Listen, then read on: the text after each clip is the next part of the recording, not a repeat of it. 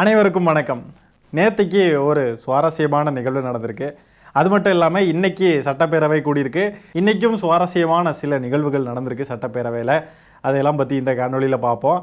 முதலாவதாக மாண்புமிகு முதலமைச்சர் திரு விஜய் அவர்கள் பார்த்தீங்கன்னா திமுக தலைவர் ஸ்டாலின் அவர்களை நேற்றுக்கு போய் சந்திச்சிருக்காரு. நம்ம இந்த மாதிரி பேச வேண்டிய நிலைமை வரும் அப்படின்னு நம்ம கனவுல கூட நினச்சி பார்த்ததில்லை. என்ன இருந்தாலும் முதலமைச்சர் அப்படின்ற அந்த பதவிக்கு அந்த பொறுப்பிற்கு ஒரு மாண்பு இருக்குது. அதை நம்ம ஃபாலோ பண்ணி தான் ஆகணும். திமுக தலைவர் ஸ்டாலின் அவர்களை முதலமைச்சர் விஜய் அவர்கள் சந்திச்சிருக்காரு. நேற்றுக்கு ஸ்டாலின் அவர்களை மட்டும் சந்திக்காமல் வைகோ அவர்களை சந்திச்சிருக்காரு, அப்புறம் அன்புமணி அவர்களை சந்திச்சிருக்காரு, அப்புறம் சீமான் அவர்களை போய் நேரில் சந்திச்சிருக்காரு. எல்லாரையும் சந்தித்து மரியாதை நிமித்தமாக சந்தித்து வாழ்த்து பெற்றிருக்காரு. ஆனால் திமுக தலைவர் ஸ்டாலின் அவர்கள் முதலமைச்சர் விஜய் அவர்களை தரக்குறைவாகவோ இல்லை கேவலமாக ஏதாவது பேசியோ கேவலமான அரசியல் செஞ்சோ அந்த மாதிரிலாம் எதுவுமே செஞ்சதில்லை.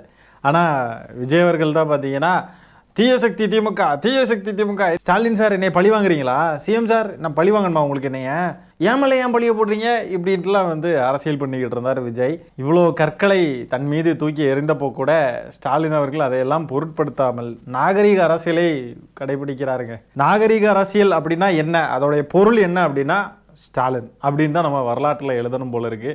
அது மட்டும் இல்லாமல் பண்பு, மரியாதை, எதிரிகளையும் மதிக்கும் குணம், இதெல்லாம் ஸ்டாலின் அவர்கள்கிட்ட இருந்து நல்லா கற்றுக்கலாம். அதுலேயும் நம்ம ஸ்டாலின் அவர்கள் விஜய் அவர்களுடைய கையை பிடிச்சிக்கிட்டு கூட்டிகிட்டு போகிறதெல்லாம் பார்க்குறப்போ, அந்த புகைப்படத்தை பார்க்குறப்போ மனசு ரொம்ப இதுவாக இருக்குது.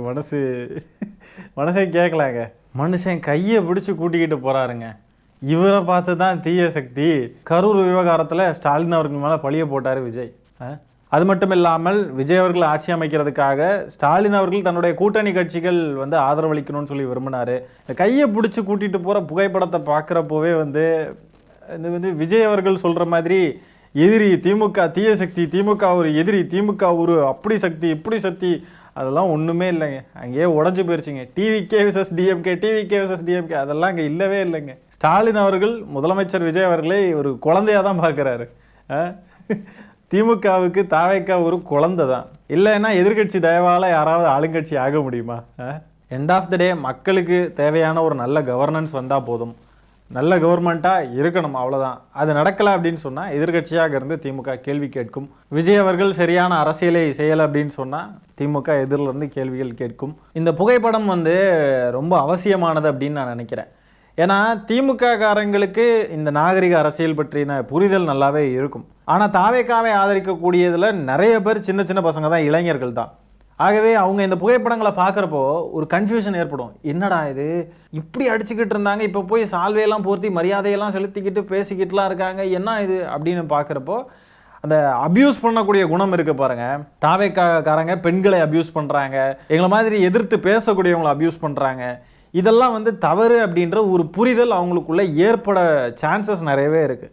என்னதான் அடிச்சுக்கிட்டாலும் எண்ட் ஆஃப் த டே இங்கே தேவைப்படக்கூடியது மக்களுக்கு தேவையான ஒரு கவர்னன்ஸ் தான்.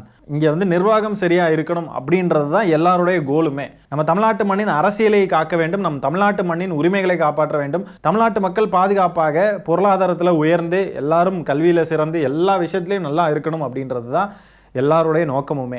இந்த புகைப்படம் இப்போ வந்ததுனால நிறைய பேர் கன்ஃபியூஸ் ஆகி போய் கிடக்கிறாங்க தாவேக்காரங்க. அரசியல்னா என்னன்ற புரிதல் ஒவ்வொரு கட்டங்கள்லையும் இது நகர்ந்து இந்த மாதிரி ஒரு புரிதல் எல்லா இளைஞர்களுக்கும் வர வேண்டும் அப்படின்றது என்னுடைய விருப்பம்.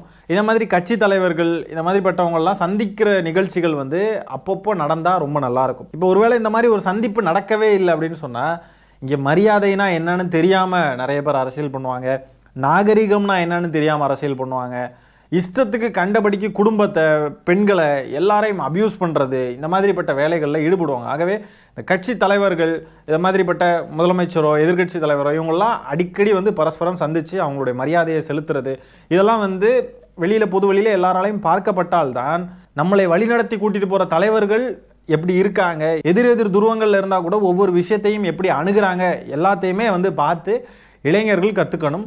எல்லாரும் அரசியல் மயப்படணும், அவ்வளோதான். இந்த ஒரு சந்திப்பை நிறைய பேர் கொஸ்டின் பண்ணுறாங்க. ஏன் இப்படி ஒரு சந்திப்பு நடந்துச்சு, இது நடந்திருக்கக்கூடாது, அப்படியே ரைவலாக இருக்கணும், அப்படியே எதிர்த்து நிற்கணும், அப்படியே சண்டை போடணும். ஆனால் என்னுடைய கருத்து என்னென்னா இந்த மாதிரி ஒரு சந்திப்பு மிக மிக அவசியம். என்ன தான் எதிரியாக இருந்தாலும் ஏதோ ஒரு இடத்துல சந்திச்சு தான் ஆகணும். இப்போ விஜய் அவர்கள் முதலமைச்சராக பொறுப்பேற்று அவர் இவ்வளோ நாள் எதிர்கட்சிகளாக இருந்தவங்களெல்லாம் நேராக போய் சந்தித்து அவங்க கிட்ட வாழ்த்து பெற்றிருக்கிறார் அப்படின்ற இந்த செயலை நான் பாராட்டுகிறேன். இதுக்கு பின்னாடியும் வேற அரசியல் காரணங்கள் இருக்கலாம் அப்படின்ற சந்தேகமும் இருக்கு. இப்போ வேற அதிமுக கட்சி மொத்தமாக புலந்து சிவி சண்முகம் தலைமையில் அது இதுன்ட்டு பெரிய குழப்பங்க ஓடிக்கிட்டு இருக்கு. சிவி சண்முகம் அவர்களின் தலைமையில் வந்து நிறைய பேர் தாவேக்காவில் சேர போகிறாங்க, தாவேக்காவுக்கு ஆதரவு அளிக்க போகிறாங்க அப்படின்னு சொல்லிட்டு செய்திகள் வந்துக்கிட்டு இருக்கு. இப்போ அந்த கேங் வந்து தாவேக்காவில் சேருதுன்னு சொன்னால் தாவேக்காவுக்கு பாஜக ஏதாவது அழுத்தங்கள் கொடுக்க சான்ஸ் இருக்கா, இல்லை வேற எதுவும் அரசியல் காரணங்கள் இருக்கா அப்படின்றதெல்லாம் தெரில. அதனால தான் விஜய் அவர்கள் நேற்றுக்கு இந்த சிவி சண்முகம் இவங்களெல்லாம் போய் சந்திக்கிற சூழ்நிலையை ஏற்படுத்தாமல் ஸ்டாலின் அவர்களை, வைகோ அவர்களை இவங்களெல்லாம் வந்து சந்திக்க வேண்டிய அவசியம் ஒருவேளை ஏதாவது அரசியல் காரணங்களுக்காக இருக்குமோ அப்படின்ற நமக்கு சந்தேகம் இருந்தாலும், எதுவாக இருந்தாலும் சம்ஹவ் இந்த சந்திப்பு நிகழ்ந்தது ஒரு வகையில் நல்லது தான் அப்படின்றது என்னுடைய கருத்து. இதில் நம்ம மாண்புமிகு எதிர்க்கட்சி தலைவர் உதயநிதி ஸ்டாலின் அவர்கள் பார்த்தீங்கன்னா காலத்தின் நிறம் கருப்பு சிவப்புன்ற புத்தகத்தையும் வந்து எடுத்து கொடுத்துருக்காரு. அந்த புத்தகம் ரொம்ப ரொம்ப ஒரு சூப்பரான புத்தகம். அந்த புத்தகத்தை எடுத்து கொடுத்துருக்காரு. விஜய் அவர்கள் தினமும் ஒரு 2 பக்கம் படிச்சுக்கிட்டு வந்தால் கூட போதும். அந்த புத்தகத்தில் தினமும் ஒரு 2ஓ 3ஓ படித்தா கூட நல்லா இருக்கும் அப்படின்றது என்னுடைய கருத்து. ஆனால் உண்மையாலுமேங்க ஸ்டாலின் அவர்களை போன்ற ஒரு தலைவர் தமிழ்நாட்டில் இருக்கார் அப்படின்றத நினச்சி பார்க்குறப்போ ரொம்ப பெருமையாக இருக்குது. கலைஞர் அவர்களுடைய வளர்ப்பு அப்படி. மனுஷன் அந்த கோபம், வன்மம் அது எதுவுமே அவர்கிட்ட பார்க்க முடியலங்க. ஸ்டாலின் அவர்கள் ஒரு மாதிரி அநாகரிகமாக பேசியிருக்கார், அநாகரிகமாக செயல்பட்டிருக்கார் அப்படின்னு ஒரே ஒரு சம்பவம் நம்மளால் எடுத்து காட்ட முடியுமா? யாராவது ஏதாவது ஒரு பேச்சு, ஏதாவது ஒன்று அப்படி தவறாக பேசியிருக்கார், இந்த தலைவரை பற்றி இவ்வளோ கான்ட்ரவர்சியலாக பேசியிருக்கார் அப்படி இப்படின்னு ஏதாவது பார்க்க முடியுமா? பார்க்க முடியாது. ஏன்னா அந்த மனுஷன் அப்படி பேசுனது கிடையாது. அப்படிப்பட்ட ஒரு குணம் அவருக்கு கிடையாது. எதுவாக இருந்தாலும் ரொம்ப நாகரிகத்தோட ரொம்ப பண்பாக தான் நடந்துக்கிறாரு. ஹெச் ராஜா அவர்களே நேரில் போய் சந்திச்சிருக்காருங்க. அவருக்கு ஒரு பிரச்சனைன்றப்போ ஹெச் ராஜா அவர்களே 2 தடவை ஹாஸ்பிட்டலில் போய் பார்த்துருக்காரு, நலம் விசாரிச்சிருக்காரு. அரசியல்வாதினா எப்படி இருக்கணும் அப்படின்றதுக்கு ஸ்டாலின் அவர்கள் தான் மிகச்சிறந்த உதாரணம். மக்களுக்காக குரல் கொடுக்கறது, மக்களுக்காக நிற்கிறது, யாரை எந்த நேரத்தில் எதிர்க்கணுமோ அவங்கள அந்த நேரத்தில் எதிர்க்கிறது, மனிதாபிமான அடிப்படையில் செயல்படுற இடங்களில் மனிதாபிமானத்தோட செயல்படுறது, மரியாதை நிமித்தமாக செயல்பட வேண்டிய இடத்துல மரியாதை நிமித்தமாக செயல்படுறது, இந்த குணங்கள், இந்த பண்பு இருக்குல்லங்க, இது ரொம்ப ரொம்ப முக்கியம். ஒரு மனிதனுக்கு ரொம்ப ரொம்ப முக்கியம். ஒரு தலைவரை நம்ம ஃபாலோ பண்ணுறோன்னா அந்த தலைவர்கிட்ட இந்த குவாலிட்டிஸ்லாம் கண்டிப்பாக இருக்கணும். அந்த வகையில் ஸ்டாலின் அவர்கள்கிட்ட இந்த குணத்தை எல்லாம் பார்க்குறப்போ அதை நம்ம அப்படியே ரிஃப்ளெக்ட் பண்ணுறோம். அவங்கள வெறுமனே சும்மா ஃபாலோ பண்ணிக்கிட்டு இந்த கட்சி எனக்கு பிடிக்கும், அவர் எனக்கு பிடிக்கும், இவர் எனக்கு பிடிக்கும் அப்படின்னு மட்டும் ஃபாலோ பண்ணிக்காமல் அவங்கக்கிட்ட இருக்கிற குட் குவாலிட்டிஸ் எல்லாத்தையுமே நம்ம ஏற்றுக்கணும், நம்மளும் அதே மாதிரி அடாப்ட் ஆகிக்கணும் அப்படின்றது என்னுடைய விருப்பம். என்னை கேட்டால் தமிழ்நாட்டில் இந்த நாகரிக அரசியலை தொடங்கி வைத்ததே ஸ்டாலின் அவர்கள் தான் அப்படின்னு நான் சொல்லுவேன். முதலமைச்சர் விஜய் அவர்களும் இந்த குவாலிட்டிஸை எல்லாம் அவருக்குள்ளே வளர்த்துக்கிட்டு இருந்தார் அப்படின்னு சொன்னால் ரொம்ப நல்லாயிருக்கும். ஆட்சி, நிர்வாகம், கொள்கை சார்ந்து இயங்குறது அதெல்லாம் ஒரு பக்கம் இருந்தாலும் இந்த கேரக்டர் இருக்குல்ல, இந்த கேரக்டர் எப்படி அணுகுறோம் அது எல்லாமே ரொம்ப ரொம்ப முக்கியம். எப்படி பேசுகிறோம், எப்படி பழகுறோம், எப்படி ஒவ்வொரு விஷயத்தையும் ஹேண்டில் பண்ணுறோம் எல்லாமே ரொம்ப ரொம்ப முக்கியம். முதலமைச்சர் விஜய் அவர்களும் இந்த கேரக்டர் எல்லாம் ஒரு அடாப்ட் பண்ணிக்கிட்டாருன்னா நல்லாயிருக்கும். அந்த பழைய மாதிரியே இந்த பஸ்ஸுக்கு மேலே ஏறி நின்றுக்கிட்டு தீயசக்தி திமுக, தீயசக்தி திமுக, ஸ்டாலின் சார் என்ன சார் அப்படி சார் அப்படி இப்படின்னு சொல்லிட்டு எதையாவது பேசிக்கிட்டு இருக்கு, இந்த மாதிரிலாம் வந்து இரிட்டேட் பண்ணுற மாதிரி பேசாமல் ஒழுங்காக இருந்தாருன்னா நல்லாயிருக்கும். பார்ப்போம் விஜய் அவர்களுடைய செயல்பாடுகள்லாம் எப்படி இருக்குது அப்படின்ட்டு. ஆக்கப்பூர்வமான விமர்சனங்களை எல்லாம் வைக்கிறதுக்கு இவங்கெல்லாம் வழிவகுக்கிறாங்களா, இல்லைன்னா பழைய மாதிரியே தான் அரசியல் பண்ணி கேவலமான பொலிட்டிக்ஸ் பண்ணி நம்மளையெல்லாம் வந்து பழைய மாதிரியே பேச வைக்கிறாங்களா அப்படின்றது அவங்களுடைய செயல்பாடுகளில் தான் நமக்கு தெரிய வரும். எனக்கு தெரிஞ்ச அநேகமாக பழைய மாதிரியே தான் செயல்படுவாங்க, கேவலமான அந்த பொலிட்டிக்ஸை தான் பண்ணுவாங்க. ஏற்கனவே பண்ணிக்கிட்டு தான் இருக்காங்க, ஃபேக் நியூஸ் பரப்புறது அது இதுன்னு பல விஷயங்களை பண்ணிக்கிட்டு இருக்காங்க. அந்த ரூட்டு மாஃபியா கும்பல் இருக்குது பாருங்கள், அந்த கும்பலுடைய வேலையே இதுதான். இவங்கெல்லாம் நாகரீகமான அரசியல் பண்ணுவாங்க, நாகரீகமாக செயல்படுவாங்க அப்படின்னு நம்ம பார்க்கணுன்னா இன்னும் கொஞ்சம் வருஷங்களாவது ஆகணும். இப்போவேலாம் இவங்கெல்லாம் மாறி இருக்க மாட்டாங்க. அதனால நம்மளும் அதுக்கேற்ற விமர்சனங்களை எல்லாம் வச்சு தான் ஆகணும். அடுத்ததாக இன்று சட்டமன்றத்தில் என்னெல்லாம் நடந்துச்சு அப்படின்றதெல்லாம் பார்ப்போம். முதலாவதாக முதலமைச்சர் விஜய் அவர்கள் பார்த்தீங்கன்னா சட்டமன்றத்தில் பேசுகிறப்போ குட்டி கதை சொல்கிறேன் அப்படின்னு சொல்லி அங்கேயும் போய் குட்டி கதை தான் சொல்லியிருக்காரு. அப்படியே எதிர்க்கட்சி தலைவர் திரு உதயநிதி ஸ்டாலின் அவர்கள் பேசுகிறப்போ பார்த்தீங்கன்னா விஜய் அவர்கள் ஸ்டார்டிங்கில் பேசுகிறப்போ சிரிச்சுக்கிட்டு இருந்தார், கொஞ்சம் அப்படியே ஸ்மைல் பண்ணிக்கிட்டு பார்த்துக்கிட்டு இருந்தார். போக போக உதயநிதி ஸ்டாலின் அவர்கள் ரேகிங் பண்ண ஆரம்பிச்சிட்டாருங்க. அவர் பேசுகிறது நம்மளை கலாய்க்கிறாரா இல்லை புகழ்றாரா அப்படின்றத கண்டுபிடிச்சி அதை ப்ராசஸ் பண்ணுறதுக்கே ஒரு 2 நாள் ஆயிரம் போல இருக்குது. விஜய் அவர்கள் மண்டை ஃபுல்லாக குழம்பிக்கிட்டே தான் இருக்கும், ஐயோ என்னடா இது அப்படின்ட்டு. மாண்புமிகு எதிர்க்கட்சி தலைவர் திரு உதயநிதி ஸ்டாலின் அவர்கள் என்ன பேசியிருக்காருன்றதை இப்போ பார்ப்போம். நடந்து முடிந்த தேர்தலில் ஆட்சி அமைப்பதற்கான பெரும்பான்மையை ஆளுங்கட்சிக்கு மக்கள் வழங்காமல் போனாலும் திராவிட முன்னேற்ற கழகத்துடைய தலைமையில் தேர்தலை சந்திச்சு வென்ற தோழமை இயக்க சட்டமன்ற உறுப்பினருடைய ஆதரவோடு ஆட்சி அமைத்திருக்கக்கூடிய புதிய அரசிற்கும் மாண்பு முதலமைச்சர் அவர்களுக்கும் என்னுடைய வாழ்த்துக்களை நான் மீண்டும் தெரிவித்துக் கொள்கின்றேன். மாண்புமிகு பேரவைத் தலைவர் அவர்களுக்கும் பேரவை துணைத் தலைவர் அவர்களுக்கும் என்னுடைய நன்றி. உங்களுடைய பணிகள் சிறக்கட்டும். மீண்டும் என்னுடைய வாழ்த்துக்களை தெரிவித்துக் கொள்கிறேன்.